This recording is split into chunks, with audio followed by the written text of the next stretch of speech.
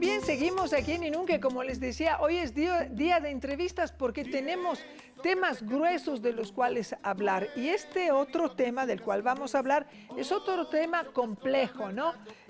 Me acompaña la doctora Wendy Molina Andrade. Ella es la vicepresidenta de la Corte Constitucional.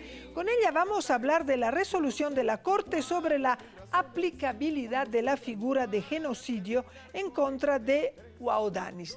Bueno, recordemos, para hacer un poco de contextualización, doctora, buenos días y bienvenida, que a finales de marzo del año 2013 un grupo de Waodani habría matado a un número indeterminado de Tagaero Taromenani en venganza por las muertes de los ancianos Ompure y Boganey, que fueron lanceados el 5 de marzo. El gobierno conformó una comisión de investigación, se indicó que 17 Wao habrían participado en esta acción de venganza, se detuvo a 10 de ellos, 3 se fugaron y 7 están presos.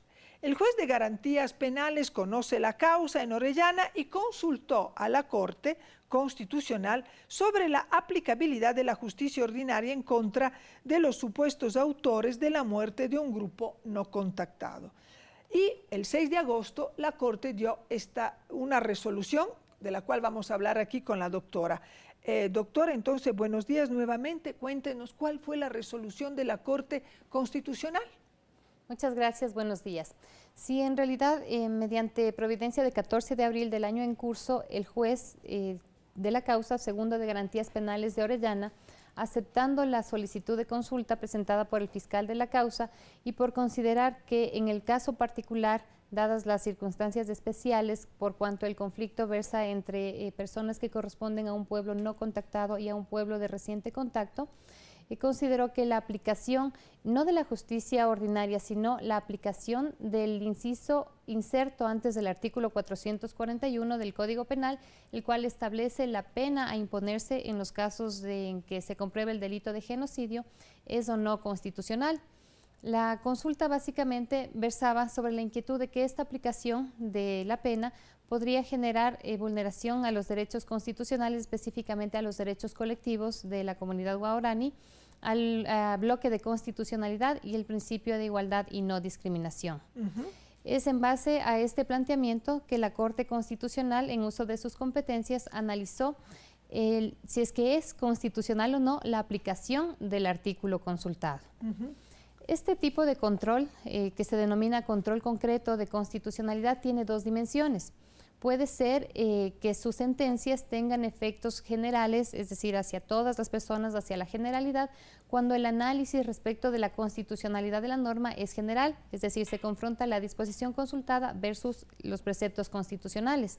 Pero hay también ocasiones, como es en el presente caso, en las cuales la norma per se o en sí no implica o no arroja una contradicción con la Constitución. Sin embargo, las particularidades del caso concreto, las diferencias en este caso de los grupos que se encuentran inmersos en el problema, sí podrían generar un conflicto con la Constitución si es que no se analizan esas particularidades.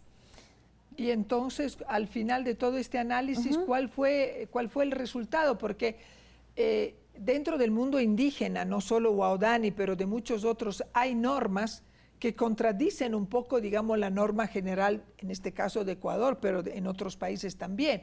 O sea, en un país que no existe pena de muerte, que exista la pena de muerte en el ámbito cultural de un pueblo, uno dice, entonces, ¿qué me va a pasar a mí que no soy Wao, por ejemplo? Que si entro al territorio Wao, a mí me van a matar si rompo una regla interna del pueblo. Entonces, ¿cuál fue la resolución?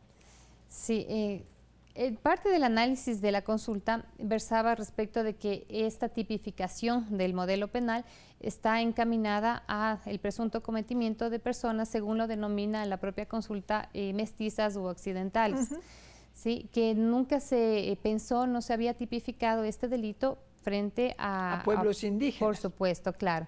O sea, se le aplicaba solo a externo al pueblo, no que un mismo pueblo pueda ser juzgado por este crimen. Sí, justamente, justamente. Entonces, bajo ese enfoque, en esta sentencia se analizan primero cuáles son los elementos del delito del genocidio, por cuanto es un delito excepcional, es sumamente complejo, que debe reunir la concurrencia de varios elementos, y lo primero que se le está señalando al juez es que previo a aplicar esta norma consultada que impone la pena al delito de genocidio, genocidio, él tiene que observar y demostrar argumentadamente que se han cumplido los elementos que configuran el tipo penal.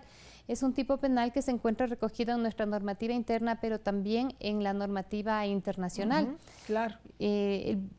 Por ejemplo, el principal de los elementos que deberá constatarse y demostrarse si es que existió o no existió es el del elemento de la mens rea, que significa la intención, la intencionalidad de haber cometido los actos que se les juzga, pero con el objeto de terminar total o parcialmente con un grupo étnico, racial, religioso.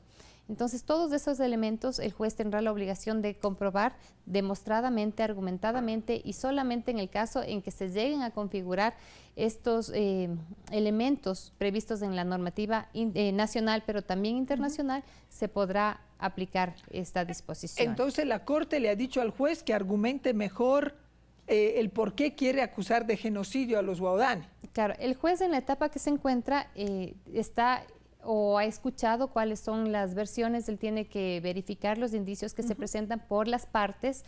En este caso, la Fiscalía General del Estado también es considerada como una parte, pero es rol del juez llegar a determinar cuál es el tipo penal. Se puede haber señalado por parte, en este caso, del fiscal de la causa, que es genocidio, pero será el juez, en base al análisis argumentado, que llega a determinar si es que es genocidio o no es genocidio, podría ser otro tipo penal. Ahora, para justamente llegar a determinar cualquier tipo penal, o en este caso concreto el genocidio, el juez también debe realizar una interpretación intercultural. Exactamente. Por cuanto debe conocer cuál es la realidad histórica de los pueblos en cuestión, conocer también cuál es su relación de interculturalidad, sus principios, que también se encuentran desarrollados en nuestra sentencia, con propósito de una sentencia anterior dictada por la Corte Constitucional de Transición, en el cual se establecieron parámetros que deben ser observados para este tipo de procesos. Inclusive el derecho penal internacional también habla de principios que deben ser observados, y particularmente hay una referencia a un principio que lo que nos dice es que el juez debe determinar en materia penal cuál es el grado de comprensión por parte de estos grupos de las figuras penales de nuestra justicia, y dependiendo de ese grado de comprensión condicionada,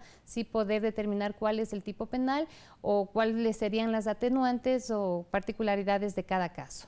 Muchísimas gracias a la doctora Wendy Molina, escuchándola, y la semana pasada entrevistándole también al presidente. Yo creo que vale la pena hacer un especial de INUNCE sobre este tema específico para entender los alcances de los derechos colectivos y del derecho consuetudinario que se aplica dentro de los pueblos indígenas versus el derecho, digamos, del Ecuador, para resumirlo y para ponerlo muy sencillamente la cosa, pero que es importantísimo entenderlo porque no todo se ampara bajo el paraguas de la cultura, pero tampoco no todo se lo puede juzgar desde una visión exógena, o sea, externa a los hechos, ¿no? Así que, doctor, yo creo que sí valdría la pena hacer un especial de 1 hora para reflexionar un poco más sobre estas cosas y hacerlo más accesible al ciudadano común, ¿no? Sí, realmente es un tema sumamente trascendental, pero también complejo. También aprovecho la oportunidad para invitar a toda la ciudadanía para que pueda revisar nuestra sentencia que se encuentra en la página web. Perfecto. Uno de los puntos también medulares es la obligación también que se le recuerda al juez de aplicar y observar los instrumentos internacionales de derechos humanos, específicamente el convenio 169 de la OIT, que dispone que para todo este tipo de procesos en los cuales se encuentran inmersos las personas pertenecientes a la comunidad guaraní, deben observarse sus usos, sus costumbres y aplicar de forma preferente, de ser el caso realmente, cualquier tipo de sanción, pero ya de forma, la privación de la libertad sería la última ratio, el último recurso a poder establecerse en este tipo de casos. Doctora, tenemos que cerrar porque el tiempo es tirano en televisión, pero muchísimas gracias a la doctora Wendy Molina Andrade. Hay algunos mensajes que me quedan pendientes. ¿Los puedo leer? Perfecto, entonces voy a leer unos mensajes que he recibido aquí. A ver... Me dicen, wow, esta es una carta. Hola, nunca en Putumayo hay una corrupción tremenda con el combustible. A los contrabandistas que son colombianos le venden por tanques y a los ecuatorianos solo nos dan $1. Los policías militares supuestamente son los que controlan. Mentira. Ellos y los despachadores del combustible cobran más. Una denuncia bien importante. Hola Giovanna, un saludo desde Puerto El Carmen en el cantón Putumayo. Y también, hola, buenos días, que tenga un buen inicio de semana para usted. Que Dios y la Virgen siempre bendigan su hogar y su trabajo. Muchísimas gracias.